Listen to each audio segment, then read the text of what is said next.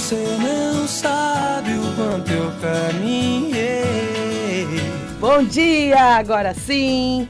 Obrigada para todo mundo que está aí me ouvindo, interagindo comigo todos os dias. Muito bom estar aqui com vocês toda quarta-feira, 9h30.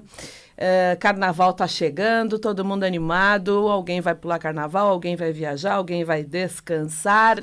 Eu vou ter um programa extra aqui na segunda-feira, às 8h, então bora lá, que aí eu vou pensar aqui, acho que eu vou falar de como cada tipo pula carnaval e se diverte.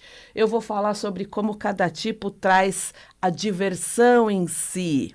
E a semana passada eu comecei a falar sobre os relacionamentos dos tipos, né?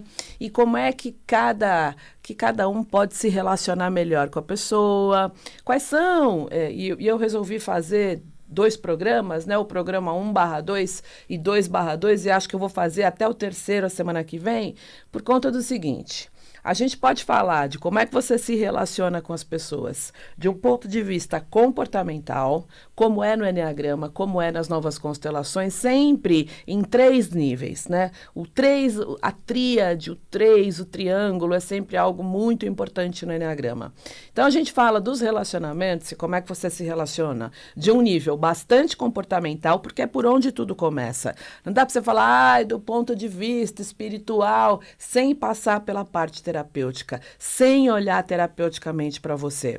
E aí, do ponto de vista comportamental, de um segundo ponto que eu falei a semana passada, para quem não viu, o programa tá aí, tá no YouTube, tá aí no Facebook, eu falei do nível de alma semana passada, e das coisas que você traz da criança, das coisas que você traz do pai e da mãe, dessa procura do pai e da mãe nas relações, e do quanto isto pode influenciar na maneira como a gente se relaciona com as pessoas. E é muito legal você ter consciência de como é que a tua infância, o teu pai e a tua mãe, o que você viveu na tua infância, influenciam.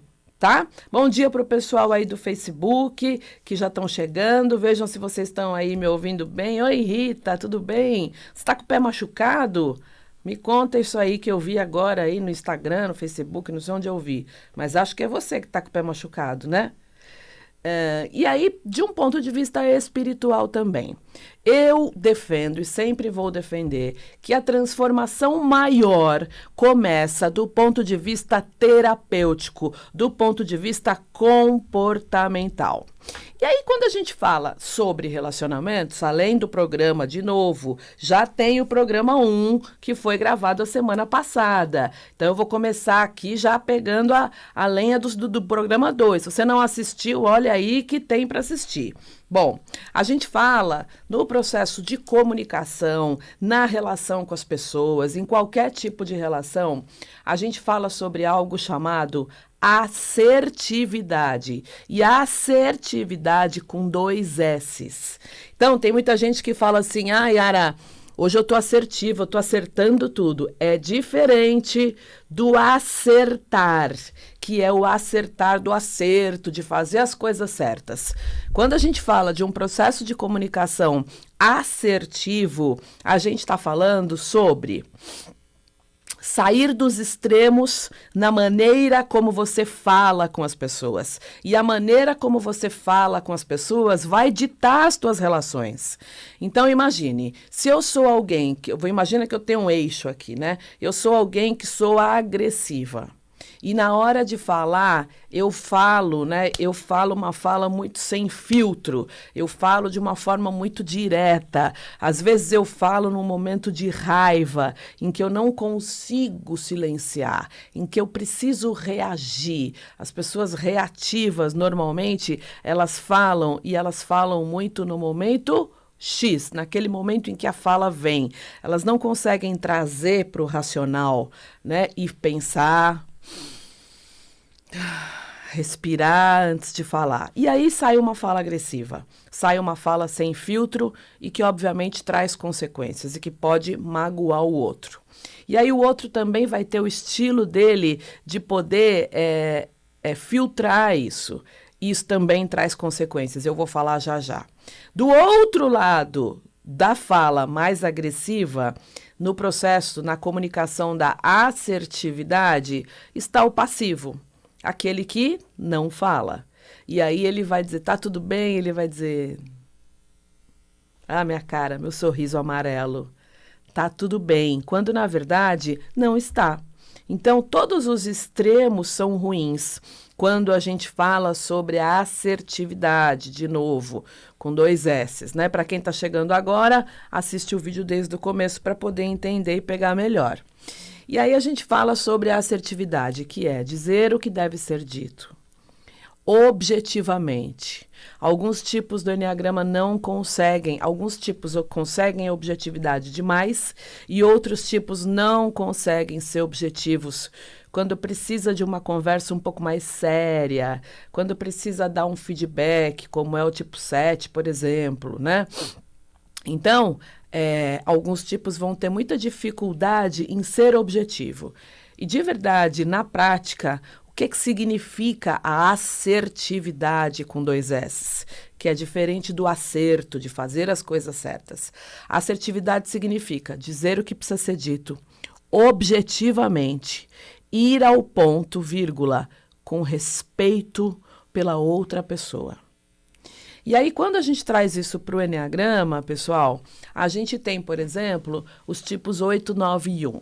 Né? E os tipos 8, 9 e 1, por serem os tipos que mais facilmente caem na ação automática, que são os tipos, né, que são regidos pela energia, pela emoção da raiva, eles tendem a ser mais reativos do que os outros tipos, principalmente se o instinto dominante for o sexual. Então, um exercício para os tipos instintivos é trazer esta reatividade para o centro mental e apenas e tão somente num estado de presença maior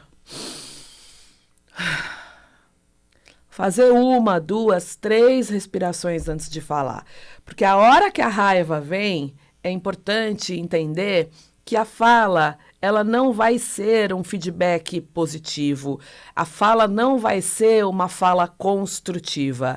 A tendência, no momento da raiva, é que esta fala seja mais agressiva. E se um tipo instintivo estiver falando, por exemplo, com um tipo que é emocional, o emocional vai sentir aquilo no coração. Mais até muitas vezes do que o mental, que consegue processar isso no mental. O emocional, ele vai sentir, muitas vezes ele vai ficar com a mágoa, da forma muito direta como os instintivos falam. E o instintivo, principalmente, por ele ser bastante reativo, os tipos 8, 9 e 1, os tipos corporais, eles não gostam de coisa errada, eles não gostam de injustiça, né? Eles tendem mais, eles têm uma tendência, dependendo do nível de consciência, eles têm uma tendência a julgar mais as situações e logo a serem mais críticos. É preciso que eles não reajam. O primeiro passo da assertividade e da não reatividade é silenciar. Às vezes eu estou atendendo o tipo 8, eu falo para ele, você consegue silenciar? Ele até se retorce, porque é muito difícil, né, não silenciar. É muito difícil, aliás, não falar. É muito difícil ficar quieto e dizer, eu vou pensar. Sei lá, você está no mundo corporativo, você está na tua casa, você fala, olha, eu vou fazer alguma coisa, eu vou lá para minha sala, eu vou pensar, eu não vou deixar. É importante que você saiba, tipos 8, 9, 1, você não vai deixar de falar, você vai falar. Você vai dizer o que precisa ser dito, só que não naquele momento. É que nem eu digo, né? Eu parei de tomar Coca-Cola. E até o momento em que eu entendi que a Coca-Cola não iria faltar, que ela está lá disponível para o momento que eu quiser, foi mais fácil parar de tomar de Coca-Cola. Porque eu sei que a hora que eu quiser tomar, ela está lá disponível em qualquer lugar, na primeira esquina. Então, não é que o tipo 8, ele não vai, por exemplo, falar. Yara, mas eu não vou falar? Presta atenção. Você vai falar. Só que não naquele momento. Você vai esperar meia hora, 40 minutos, você vai esperar o dia seguinte. E aí você vai falar de uma forma mais coerente, mais calma, mais tranquila. Por quê? Porque tem muita gente que fala assim, eu falo o que eu penso. Sabe, pessoal, isso demonstra a raiva que existe dentro de você, uma menor sensibilidade. Por quê? Muitas vezes duas coisas. O que você pensa pode não ser aquilo que é o correto para outra pessoa. O que você pensa é teu. E você pode pensar quantas vezes você quiser. E para expressar isso, há que se ter cuidado. Há que se ter cuidado com o outro. Há que se ter respeito pelo outro. Há que se ter amor pelo outro. Então, quem fala assim, eu falo o que eu penso, muitas vezes é tido, né, é rotulado, uma coisa que não é muito legal, como sem noção. Por quê? Porque muitas vezes fala até sem ser convidado a falar. Isso é geral, né? Isso não tem tipo. Isso é para todo mundo. Então, muito cuidado quando você diz, eu falo o que eu penso. Veja se você foi convidado a dar a sua opinião.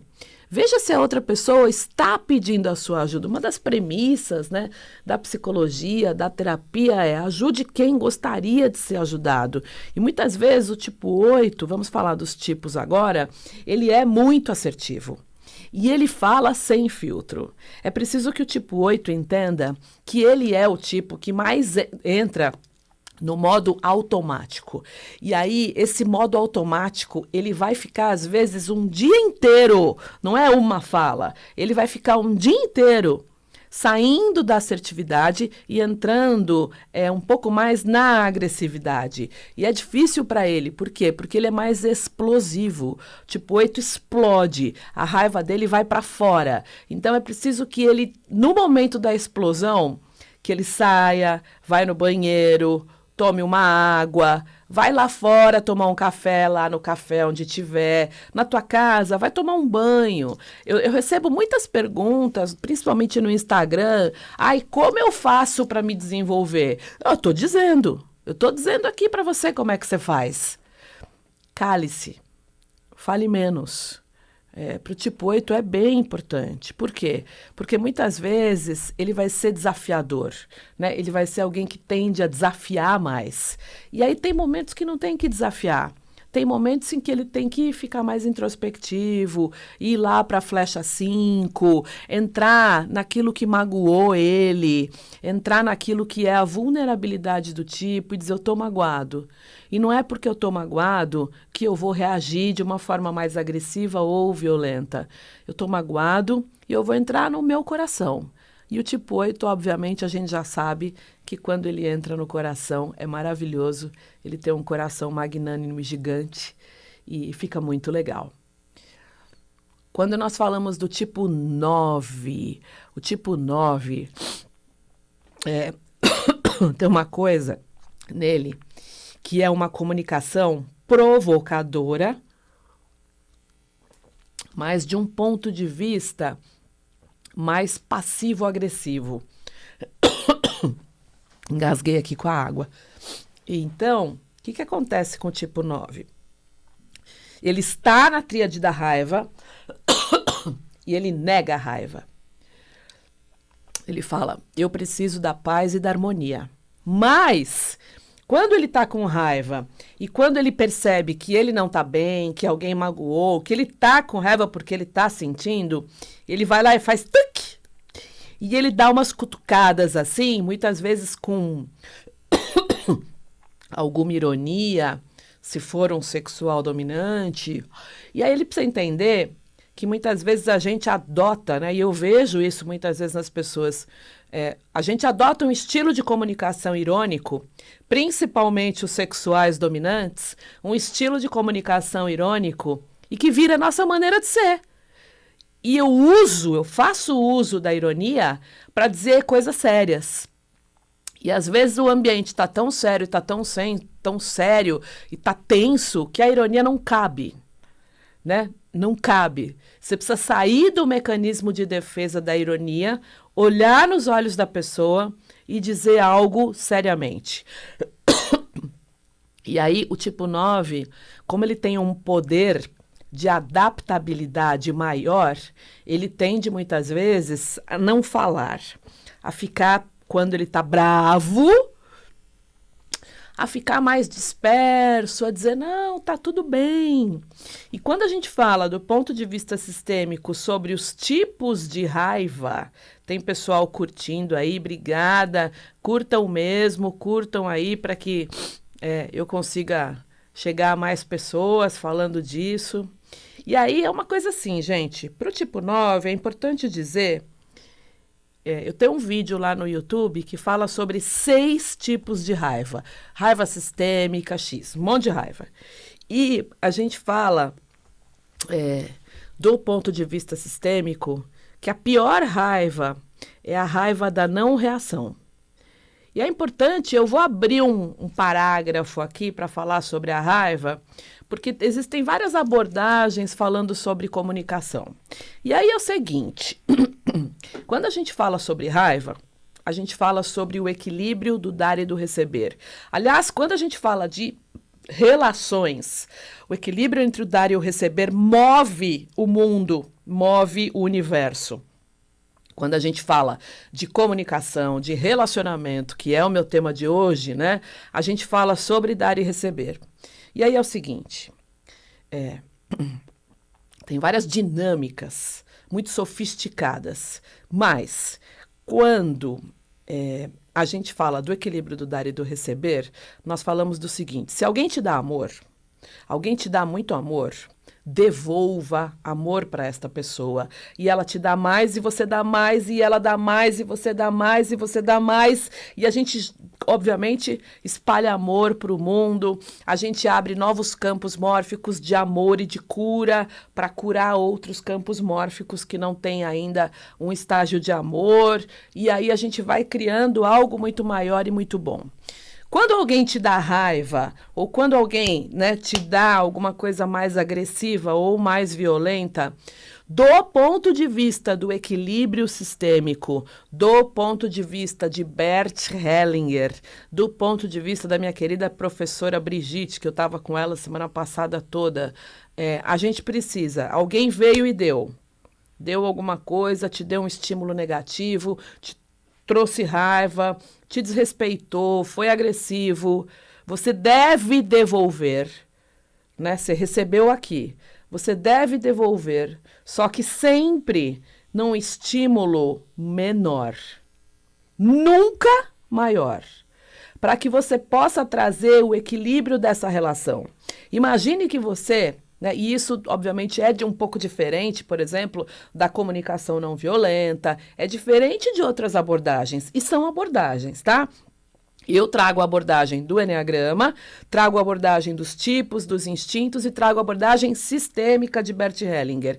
E aí, assim, alguém, pá, deu, você dá, você devolve, mas sempre, pessoal, não devolva na mesma intensidade ou numa intensidade maior, não. Isso é destrutivo. Devolva, mas devolva numa intensidade menor. Como? Diga o que te magoou, diga o que te chateou, se manifeste. A pior raiva é a raiva não manifestada. É a raiva que pode, inclusive, gerar um trauma em casos mais graves, que é a raiva da não reação. E, do ponto de vista sistêmico, também é o seguinte. Se alguém te bate, e você nunca...